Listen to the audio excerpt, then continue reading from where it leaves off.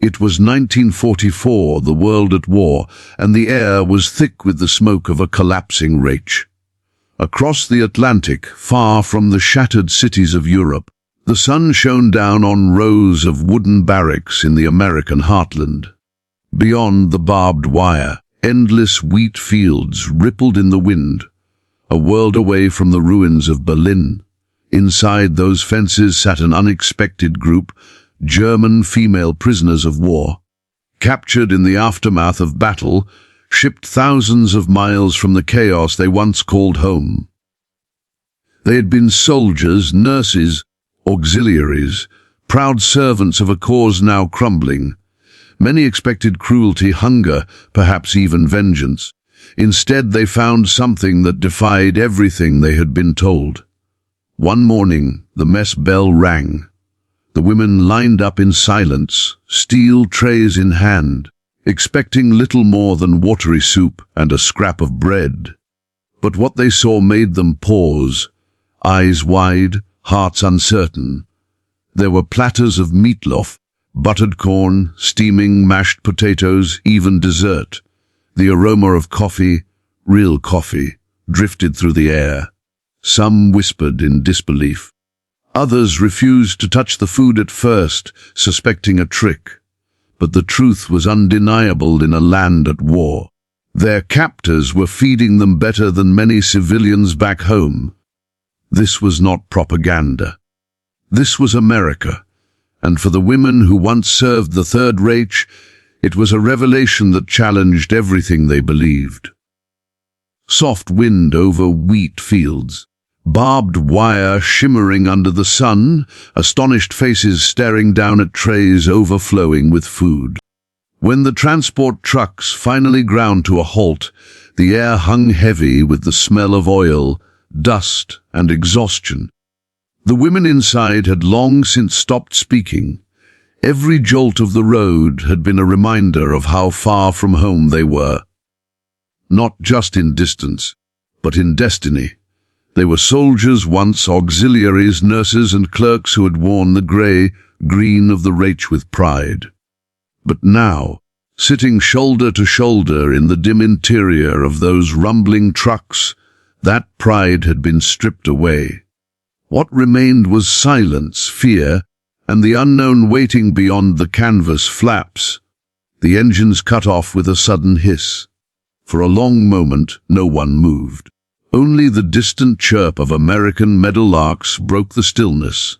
A voice barked something in English outside. Firm, controlled, but not angry. Then the tailgate dropped open, flooding the dark compartment with blinding sunlight. The women squinted against it, hands instinctively raised to their faces.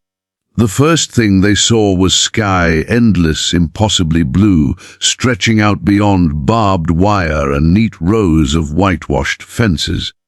It was not what any of them expected. They had been told stories, of course. Tales whispered through camps in France and holding cells in England. Stories that the Americans were cruel, that they worked prisoners to death, that a woman in uniform might fare even worse. Some believed it. Others refused to think about it at all. But as they stepped out, boots crunching on gravel, reality began to unravel the myth. There were no shouts, no jeers, no raised rifles. The American guards who watched them were alert but calm, their expressions impassive, almost businesslike. One of them, impossibly young, with freckles and a jaw still soft with boyhood, gestured toward the barracks with a small motion of his hand. The gesture wasn't harsh. It was simply procedural, like a station master pointing to the next train. The camp was larger than they had imagined, but it wasn't chaotic. Everything was squared, measured, clean. Rows of low wooden buildings stretched in straight lines, each marked with a neat white number. Beyond the fences, wheat fields rolled endlessly under the wind, gold against the azure sky. The smell of earth, grass, and something faintly sweet, maybe corn, drifted through the air. The landscape felt too peaceful, too gentle for war. The women found themselves glancing at one another, uncertain whether they were stepping into a dream or a trap.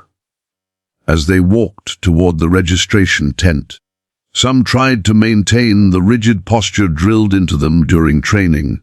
They wanted to appear unbroken, still loyal, still proud.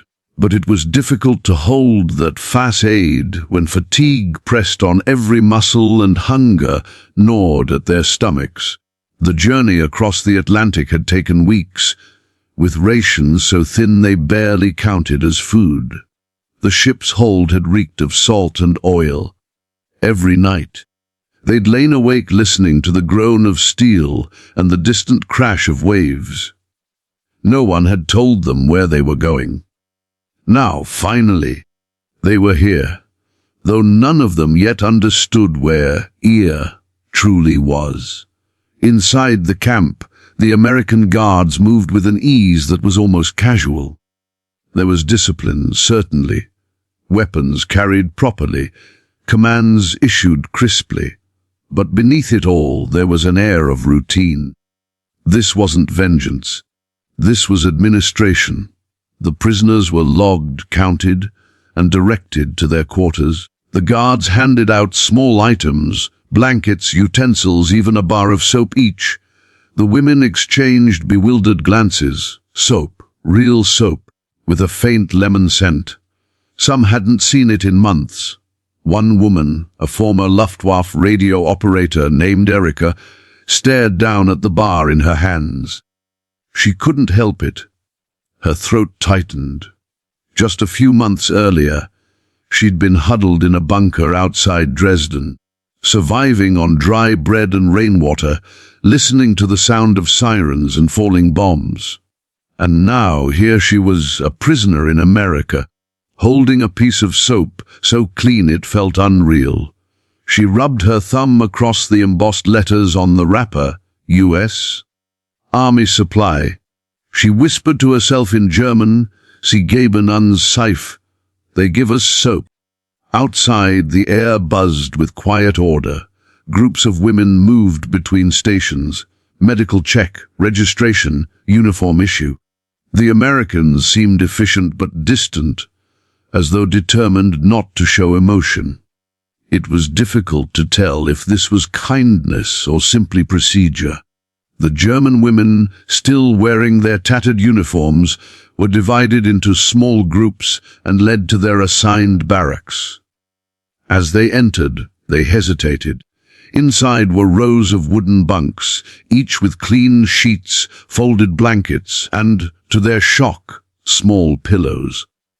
A wood stove sat in the center of the room, with a few chairs neatly arranged around it. Someone had even left a bucket of water and a broom near the door. It was more comfort than many had known in months. The silence that followed was heavy. No one wanted to be the first to speak. For women who had lived through bombings, evacuations, and the final chaos of the front, this calm felt unnatural. It didn't fit the picture of enemy captivity they'd carried in their minds. Slowly, the disbelief began to show in nervous laughter and hushed whispers. One woman muttered that it must be temporary. A trick, perhaps, to lower their guard. Another shook her head, saying the Americans were only pretending for show, that worse would come.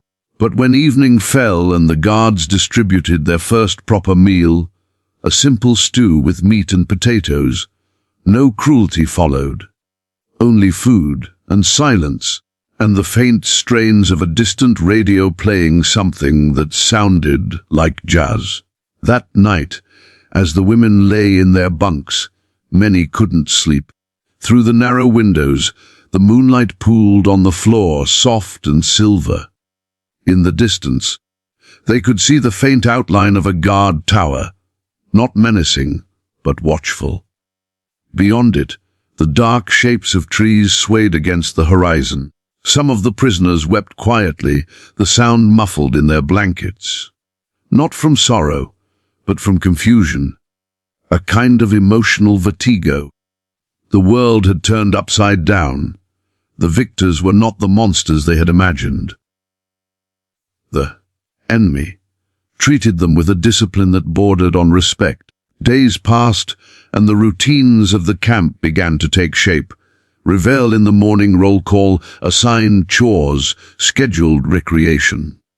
The guards spoke rarely, but when they did, their tone was measured, never mocking. They enforced rules, no arguing, no wandering near the fence. But they did not insult or humiliate. Even their food was handled with care, distributed equally among the prisoners. The women noticed that the American soldiers ate almost the same rations themselves. There was a strange equality in it, a quiet message that discipline, not cruelty, governed this place. And yet, beneath that orderliness, a tension lingered, not between captor and captive, but within the women themselves. They had been raised under a regime that glorified hatred, that promised them superiority over the rest of the world. Now they stood on foreign soil, treated with a fairness their own country no longer afforded its citizens. The realization was disorienting. It wasn't that the Americans were gentle. They weren't. They were efficient, detached, and immovable. But there was dignity in their restraint. For the first time, many of the women understood what true discipline looked like, and it wasn't born from fear. One afternoon, as a column of prisoners walked to the laundry building, a sudden gust of wind carried the sound of laughter from a nearby baseball field. A group of American soldiers were playing during their off hours. The women paused, watching from a distance. It was an unfamiliar sight, men running freely, shouting good-naturedly, unburdened by ideology or dread. The game itself meant nothing to the German women, but the sound of laughter that pierced something deep. They had forgotten what laughter without fear sounded like. That evening, when they returned to their quarters, a few began to speak of what they'd seen. Not all approved. Some scowled and muttered that it was weakness, that the Americans were decadent soft. But the words felt hollow. In truth, what they had witnessed was strength, not the brutal, desperate kind that their leaders had preached, but something calmer. It was a strength that came from stability, from confidence, from a nation that could afford kindness because it did not fear collapse. That realization was far more frightening than any gun.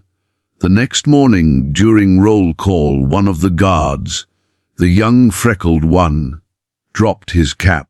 Before he could bend to pick it up, one of the prisoners instinctively reached for it, returning it without a word. He nodded once in thanks. It was nothing, a small gesture forgotten in seconds, but in that moment a line blurred. They were enemies by circumstance, not by nature. The war had drawn them into opposition, but here, standing in the sunlight of an American morning, the propaganda melted away like frost on grass. Days turned into weeks, and the camp's rhythms became routine. Some of the women were assigned to sewing or kitchen duty. Others worked in the camp garden, growing vegetables for the mess hall. The guards sometimes played phonograph records in the evenings, and music drifted across the compound. Soft, foreign melodies from a world that seemed untouched by destruction. At first, the women resented it. Then, slowly, they began to listen. One evening, a song played that one of them recognized, Lily Marlene. Both sides of the war had loved that song. It was as if the air itself remembered who they were before the war divided them. As the sun set that night, painting the horizon in gold and violet, a strange peace settled over the camp. Beyond the barbed wire, the fields swayed gently in the breeze, the sound of crickets rising in chorus. Inside the barracks, the women sat quietly, staring at their folded blankets, their clean hands, the faint scent of soap lingering in the air. They were prisoners, yes, but for the first time in months, perhaps years, they were also safe. The war might still rage across oceans, but here, within these fences, they were seeing the enemy not as monsters, but as men. And that realization, more than captivity itself, was what truly changed them. The bell rang just after noon, a sharp metallic clang that echoed across the compound, bouncing off the neat wooden barracks and fading into the wide, open air. For most of the German women, the sound carried a reflexive dread. In the camps back home, bells meant orders. Bells meant punishment, inspections, or another round of tasteless soup ladled from a dented pot. But here, in America, it seemed to mean something else. The guards were not shouting. The prisoners were not being lined up at gunpoint. Instead, the women watched, confused, as other groups began to form quiet lines outside a long, low building near the center of the camp, the mess hall. A few of the women exchanged wary glances. They had eaten little since capture. Dry bread during the transport, watery stew aboard the ship, sometimes nothing at all for a day. Their stomachs growled, but suspicion kept their steps cautious. As they approached the building, the smell hit them, rich, warm, unmistakable. It wasn't the acrid odor of boiled cabbage or thin gruel. This was something heartier, something alive with flavor.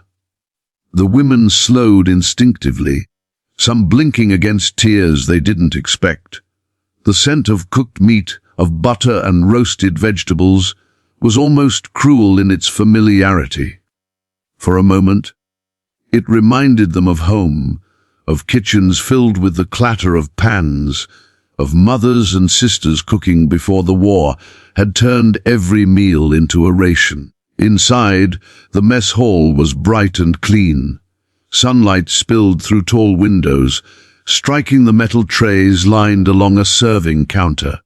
Behind the counter stood American cooks in white aprons and caps, moving with efficient rhythm. They were not smiling, but they weren't sneering either. They worked in silence, ladling food with the same precision they might have shown to their own soldiers.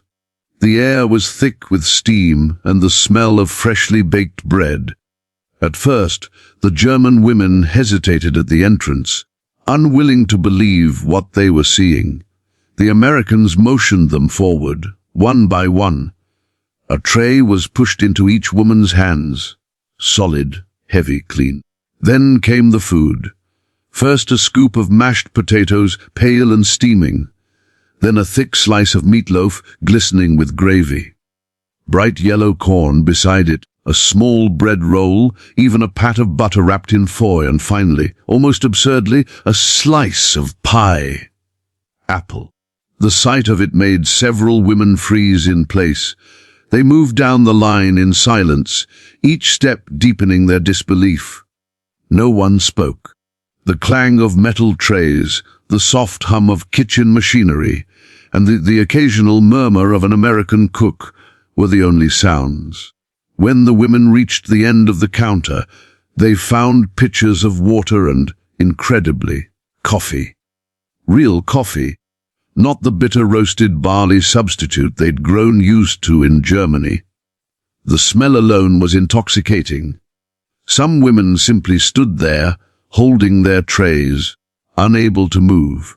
They took their seats at long wooden tables, unsure what to do next. The benches were smooth, polished from years of use. A few guards stood at the back of the hall, watchful but relaxed, speaking quietly among themselves. There was no shouting, no rush. For a long, tense minute, the prisoners just stared at their plates. A few of the younger women leaned toward one another, whispering. One of them, Anna, crossed herself before lifting her fork. Another, older woman shook her head and muttered. This can't be real. But then, hunger won. The first bite came cautiously, almost guiltily, and then came the flood. Forks scraped against trays, spoons clinked against metal, and quiet gasps of astonishment filled the air. The food was rich and full, the kind of meal that spoke of abundance, of a nation untouched by scarcity. The mashed potatoes melted on the tongue, warm and creamy. The meatloaf was soft and flavorful, with a tang of tomato and spices. Even the corn, so bright and sweet, felt surreal after years of grey, monotonous meals. The butter melted instantly against the bread, and when one of the women finally dared to sip the coffee, she let out a sound somewhere between a laugh and a sob. It wasn't just that the food was good. It was that it shouldn't have been good, not for them, not for prisoners, not for the defeated. Some tried to keep their composure. They ate slowly, eyes down, refusing to show emotion. But others couldn't help it. One woman put down her fork and began to cry quietly into her hands. Another stared at her pie for a long time before finally taking a bite, the sweetness breaking her in a way no interrogation could. "It tastes like before," she whispered. The woman beside her didn't ask what she meant. They all knew. In the corner, an American sergeant watched the room with folded arms. He was middle-aged, his face weathered by sun and war. He said little, only occasionally murmuring to the cook staff. His eyes weren't cruel. If anything, they looked tired. The tiredness of someone who had seen too much of the world's madness. He wasn't there to gloat. He was there to maintain order, to ensure that rules were followed, and perhaps to remind them that even in kindness, discipline remained. But the sight before him, women who had once served an enemy, now eating peacefully under an American roof, was a living contradiction of everything war tried to make simple. For the women, the contradictions cut deeper. How could this be the enemy they had been told to fear? They remembered the propaganda films, the speeches about barbaric Americans who bombed for pleasure, who had no culture, no heart. Yet here they were, serving food with care, providing meals that even German civilians had not seen in years. The abundance was shocking, almost indecent in its generosity. One woman whispered that perhaps this was psychological warfare, that the Americans meant to humiliate them with their wealth. But another shook her head. "No," she said softly, "they don't even think of us. This is just how they live." The realization stung more than hatred could. It wasn't personal, and that made it worse. For all their loyalty to the Reich, for all the speeches about German superiority, they now sat in a place where the enemy could afford to feed its prisoners better than Germany could feed its children. The walls of ideology, so carefully built, began to crack under the weight of simple reality. As they ate, the murmur of voices grew. The fear that had silenced them began to fade, replaced by tentative conversation. A few laughed quietly, nervous and unsure if they were allowed to. Others simply focused on finishing every last bite, unwilling to waste what had been given. Some stared out the windows, where the sunlight poured through the glass, illuminating motes of dust dancing in the air. Outside, American soldiers passed casually, chatting, carrying trays of their own. The symmetry of it, captors and captives sharing the same food, was surreal. When the meal ended, the women were instructed to place their trays in a bin and return to their barracks. They obeyed automatically, but as they walked out into the open air, a strange lightness filled them. It wasn't joy exactly, nor gratitude. It was something quieter. A reluctant respect for the order and decency they had just witnessed. War had not prepared them for this kind of victory. The Americans had conquered not with cruelty, but with normalcy. That night, the camp buzzed with quiet talk. The meal became a story that spread from barrack to barrack, repeated in disbelief and half laughter. Each woman described it differently. The texture of the bread, the smell of the coffee, the pie that seemed too good to be true. For some, it became proof that the Americans were cunning, that they were using comfort as a weapon. For others, it became a symbol of something deeper, a sign that maybe, just maybe, the world outside Germany had not descended into the barbarity their leaders had promised. In one barrack, a group sat in near darkness, speaking in hushed tones. The stove crackled faintly. "Do you think they're mocking us?" one asked. Another shook her head. "No, they're just living differently. They have everything. They don't even think about it." The words hung in the air. That was the most humbling part. That for the Americans, this generosity was ordinary. They weren't performing charity. They were following procedure, obeying a code that valued order over vengeance. And in that order there was something unsettlingly humane. Each meal that followed deepened the contrast between what they had known and what they were seeing now. When breakfast came, there was oatmeal, milk, even fruit. Lunch brought sandwiches, soup and coffee again. Dinner sometimes offered stews or beans, always enough to fill their stomachs. The food wasn't luxurious by American standards, but to women who had spent years scraping through shortages, it might as well have been a feast. The first meal became a turning point, a quiet revelation that rippled through the camp. It wasn't just about food, it was about what it represented. In every bite of meatloaf and every cup of coffee, the German women tasted something they hadn't known in years: stability, decency, abundance without fear.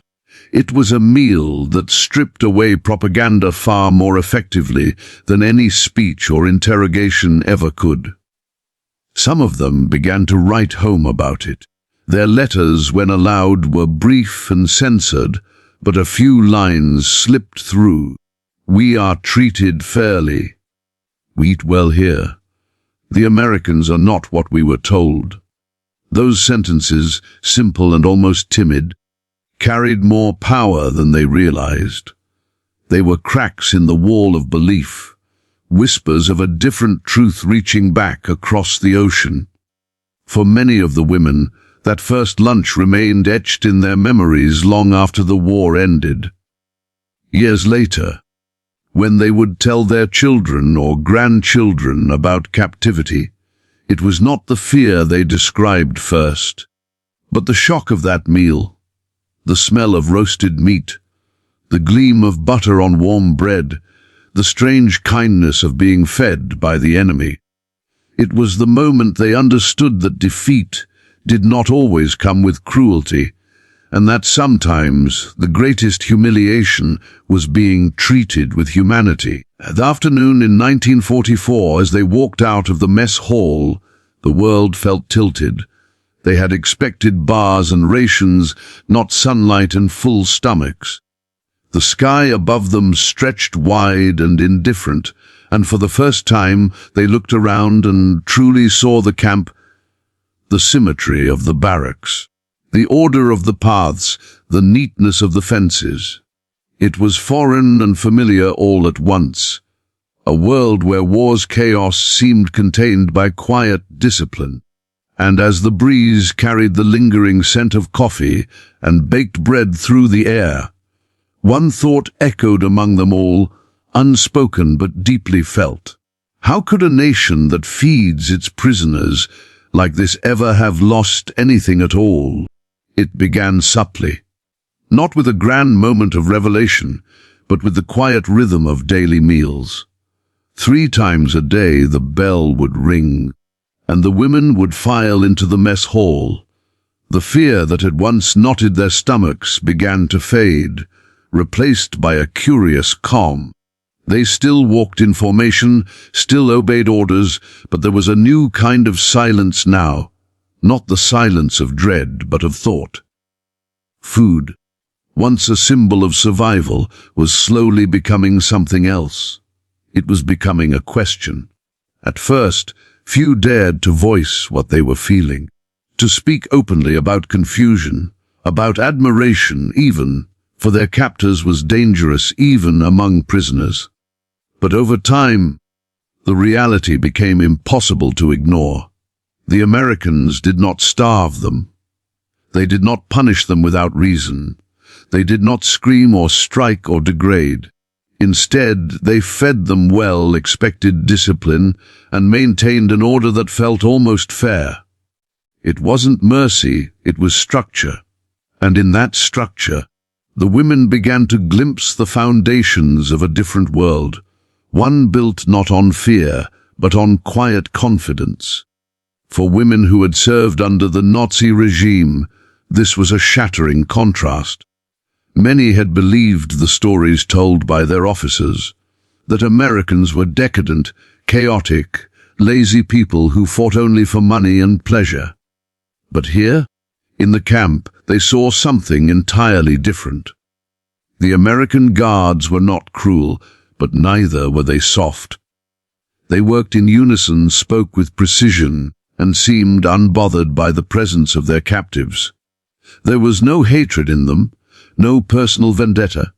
To them, war was duty, nothing more.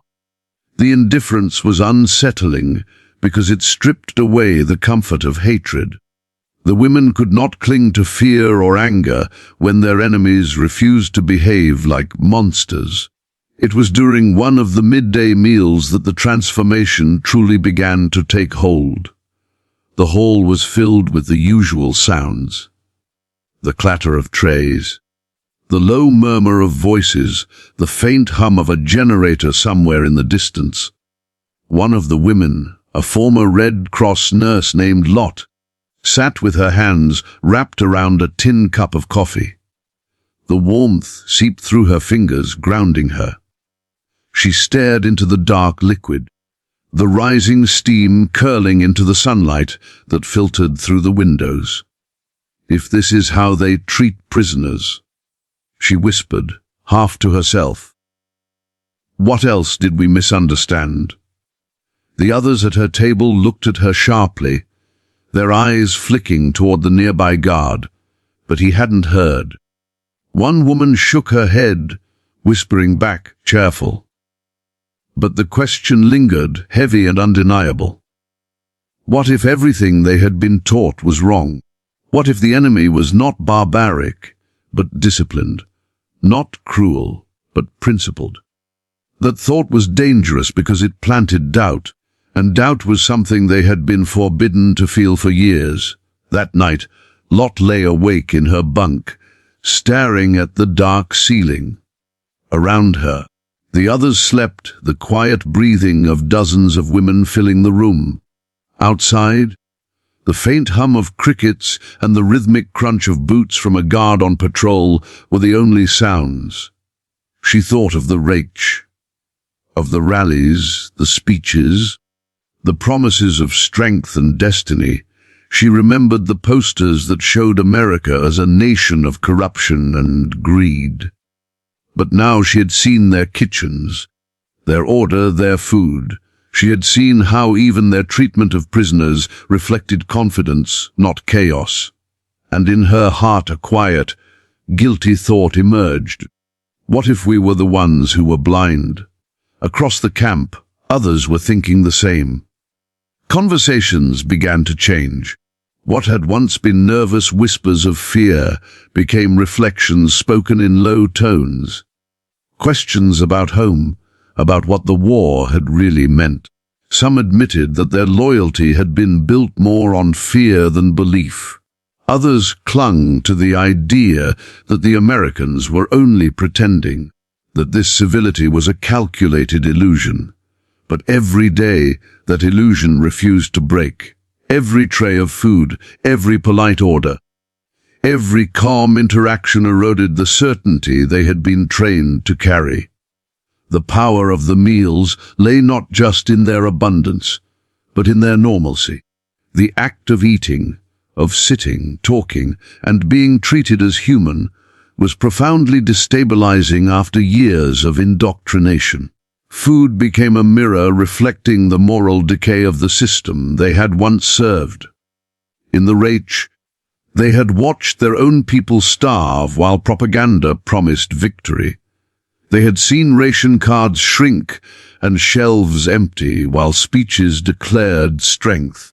But here, even the enemy's prisoners were fed with decency. The contrast was too stark to ignore. One afternoon, a rainstorm swept across the camp. The air turned cool and clean, the kind of rain that carried the scent of earth and iron. The women huddled inside the mess hall, eating soup and bread while water streaked down the windows. The guards spoke quietly in English, their laughter soft and unhurried. One of the prisoners, a young woman named Marguerite, found herself watching them. Their easy camaraderie, the way they joked without fear of being overheard.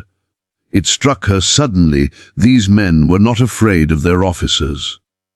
There was no constant tension, no desperation to please, no fear of failure. They simply did their jobs.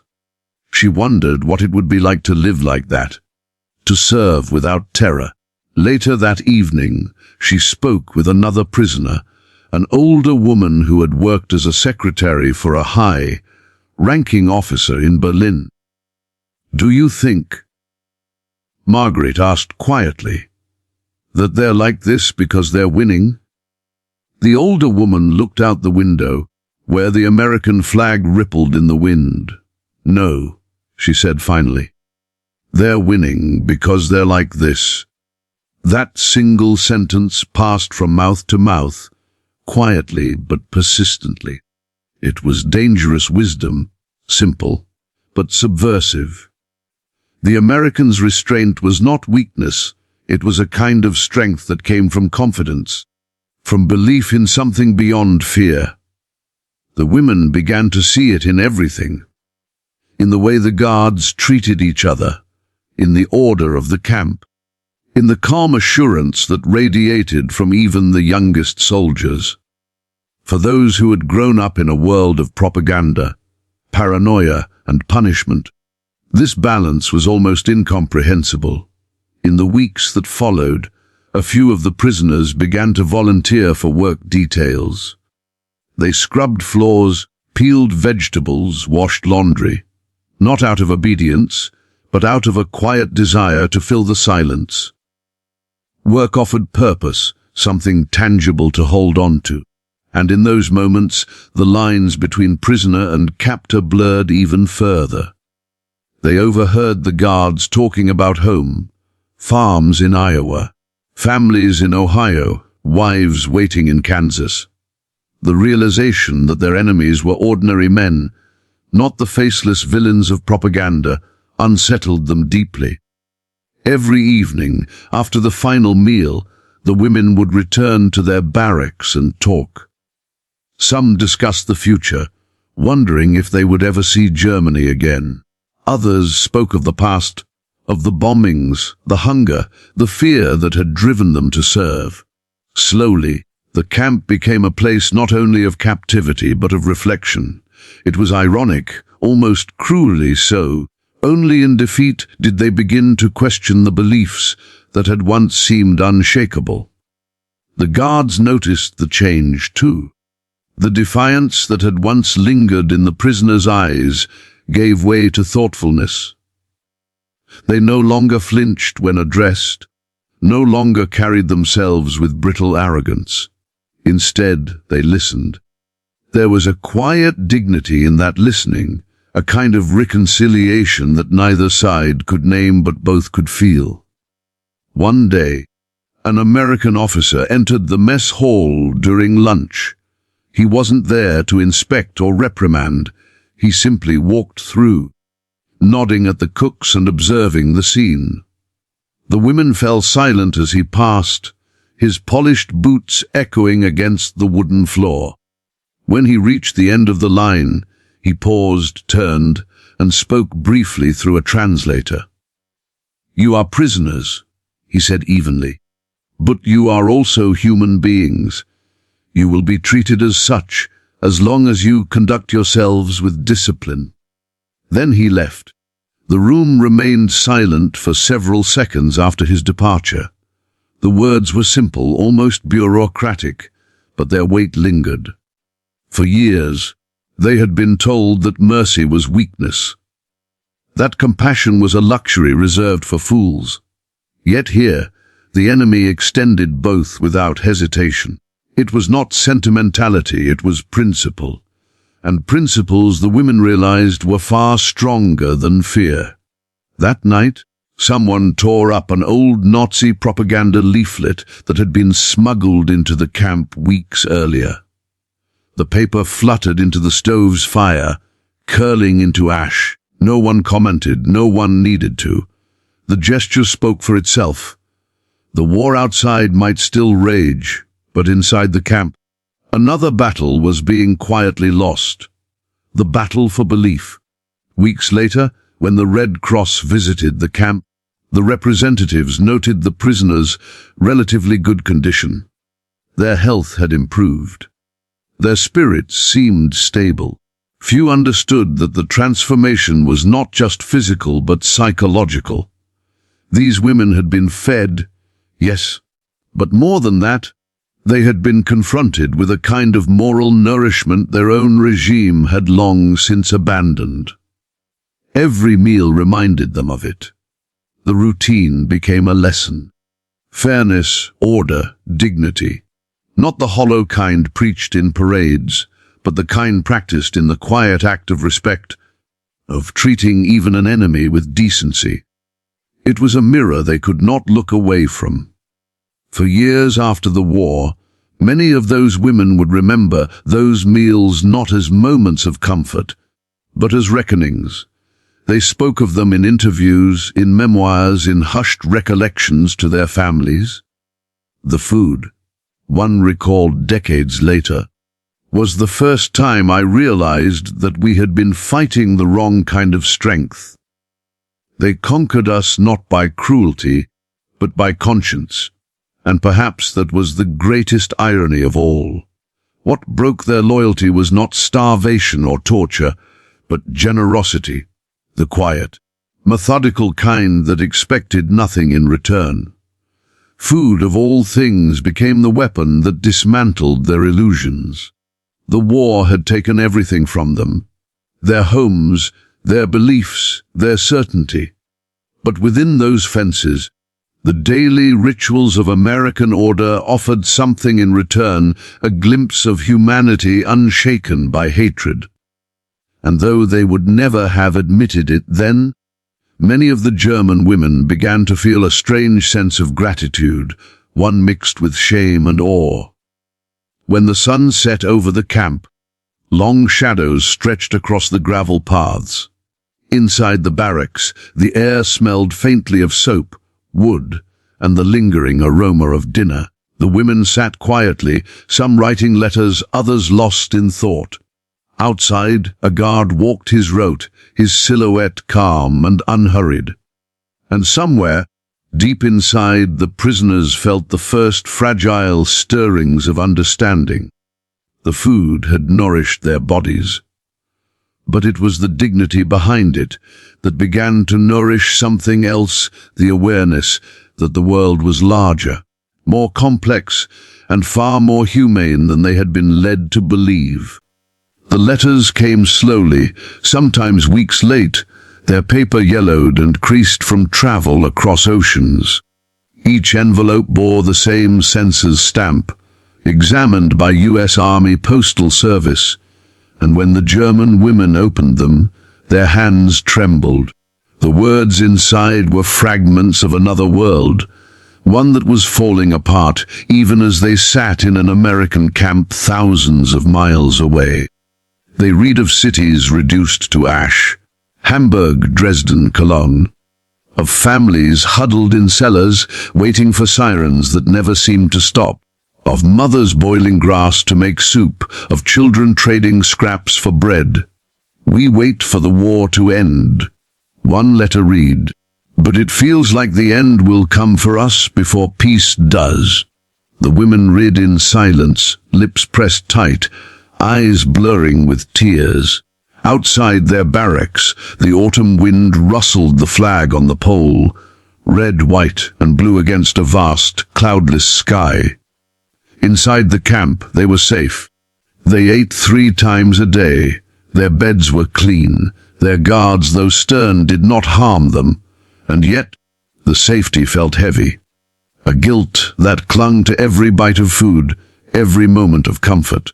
The contrast between their lives and those of their loved ones across the ocean gnawed at them in ways no punishment could. For some, it was unbearable. The next morning, when the bell rang for breakfast, a few hesitated to go. They lingered near their bunks, letters still in hand. One woman, Ilse, folded hers neatly and placed it under her pillow. Her sister's handwriting had trembled across the page. We have not eaten meat in months. The baby is sick. We boil water for him to drink, but even that runs low. Ilse looked at the door, where sunlight streamed in. She could smell the faint aroma of porridge and coffee drifting from the mess hall. Her stomach turned, not from hunger but from shame. Still, she went. Hunger was a force stronger than grief, and the Americans, methodical, predictable, kept their schedules like clockwork. The women lined up as always, trays in hand, the gravel crunching under their boots. The smell of food, once comforting, now felt almost mocking. They sat in their usual places, the clatter of trays echoing softly off the wooden walls. That morning the menu was simple: oatmeal, milk, fruit. To the Americans, it was an unremarkable meal, nutritious, ordinary, but to the German women it was extravagant beyond measure. Each spoonful reminded them of what their families lacked, of the children starving back home, while they, the defeated, were fed by the enemy. It was a bitter paradox. The victors offered them life, while their own homeland withered under the weight of ruin. Some whispered among themselves, wondering aloud if it was right to eat so well. Others refused to waste a single crumb, telling themselves they would need their strength to survive whatever came next. The conversations were soft, hesitant, like prayers spoken into the air. After breakfast, the women returned to their barracks. The letters remained a constant presence, tucked beneath pillows, folded inside pockets, hidden between mattress seams. In the evenings, they would reread them by the dim light of a single bulb, the paper softening with each touch. The words became more than news. They became reminders of a moral divide that could not be bridged. For some, the guilt hardened into anger. "It isn't fair," one woman said one night, her voice shaking. "They bomb our cities, they kill our people, and yet they feed us as if we were guests." Another replied, "Maybe that's the point." The first scoffed. "To humiliate us?" "No," came the quiet answer. "To show us they can afford to be kind." That sentence hung in the air like smoke. No one replied. Over the weeks, the tension deepened. Each new letter carried more despair, more evidence of Germany's collapse. Entire neighborhoods gone, families scattered. The Reich, once proclaimed eternal, was now little more than rubble. For the women in the camp, every story from home felt like an accusation. The abundance around them became unbearable, a daily reminder that they had served a cause that led only to destruction. One afternoon, a Red Cross worker, a calm woman in her 30s, visited the camp to distribute supplies. She carried herself with quiet professionalism, her accent faintly Swiss. She handed out paper envelopes and small bars of chocolate from a parcel marked for POWs. The women stared at the chocolate in disbelief. Some refused it at first, shaking their heads. Others took it slowly, as if the act itself was a sin. That evening, when the lights dimmed, one of the prisoners broke a bar into pieces and passed it quietly down the row of bunks. The taste, sweet, rich, familiar, brought memories flooding back. A market stall in Leipzig, a Christmas long before the war, a mother's laughter. They chewed slowly, eyes closed, letting the past dissolve on their tongues. And for a few moments, the guilt gave way to something softer. Not joy, but remembrance of what life had once been. But the next morning, the letters returned, and with them, the reality they could not escape. By winter, the air had grown sharp, the mornings cold enough to frost the edges of the windows. Inside the barracks, the stoves burned steadily. The Americans made sure of it, no one froze. Yet the warmth inside the camp felt like a cruel luxury when word of the bombings reached them. Cologne, Stuttgart, Nuremberg, names that once meant home were now synonymous with fire. One night, during dinner, a woman named Greta pushed her tray away. "I can't," she said quietly. "Not today." The others looked at her, at the untouched stew cooling in the bowl, the bread she hadn't touched. "My parents lived near the city center," she whispered. "They're probably gone." No one tried to convince her to eat. They sat in silence, the only sound the soft hum of the lights above. Across the room, an American guard glanced over, his brow furrowed, but said nothing. Later, after curfew, Greta sat on her bunk with her face in her hands. Beside her, another woman, Clara, leaned close and whispered, "You must eat. You're still alive." "I don't deserve to," Greta said. "Not when they're starving, and we..." Her voice cracked. "We eat like queens." Clara hesitated. "Maybe that's why they feed us," she said softly. "To show us what we've lost, what we threw away." That thought spread quietly through the camp like a spark in dry grass. The meals were no longer just meals. They were symbols of order, of prosperity, of a kind of moral victory that Germany had sacrificed long before its armies fell.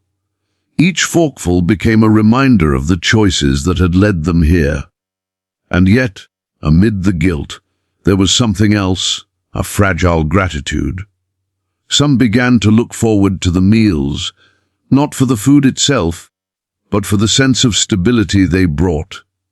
For a few brief minutes each day, life felt predictable again, safe.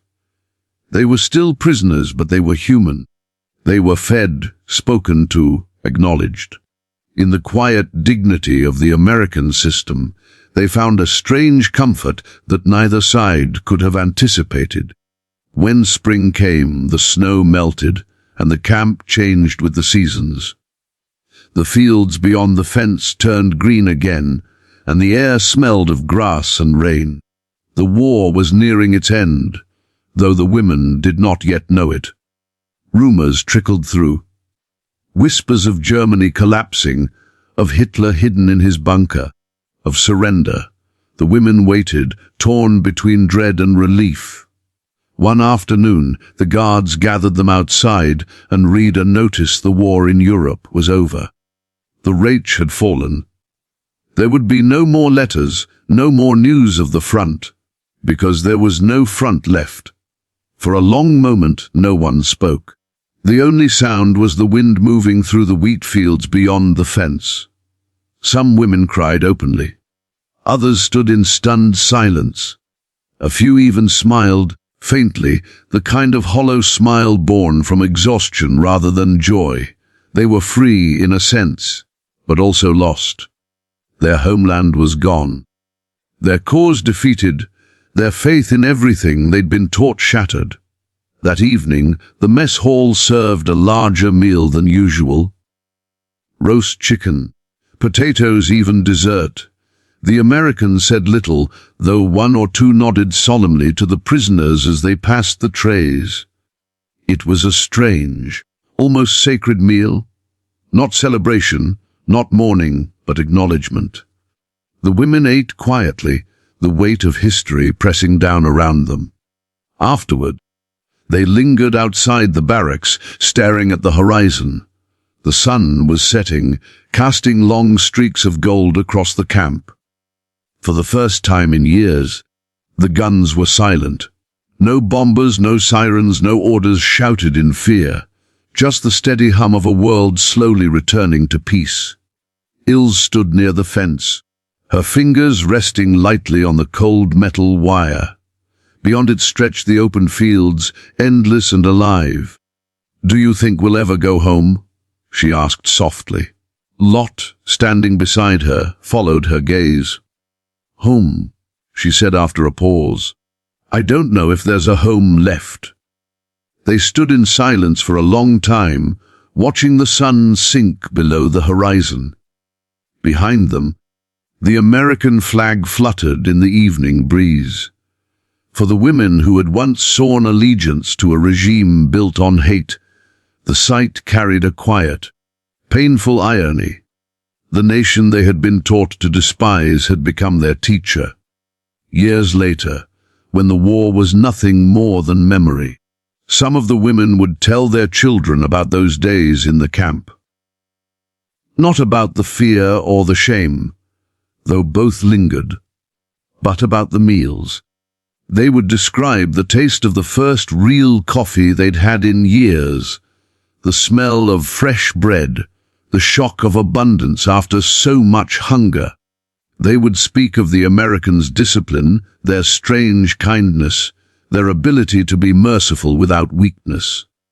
One woman, decades later, would sum it up simply: "They fed us as if we were already forgiven." Inside that camp, far from the battlefields, forgiveness was never spoken aloud. It existed only in the quiet acts: a warm meal, a clean bed, a guard's nod at the mess line. But those acts endured longer than flags or speeches. They became the measure by which these women understood humanity again. In the end, the question that had once carried disbelief, "They call this lunch," became something else entirely. It became a reflection of a deeper truth, that even in war, kindness can wound as deeply as cruelty, and that the simplest gesture, a plate of food, freely given, can reshape the soul more powerfully than any weapon ever could.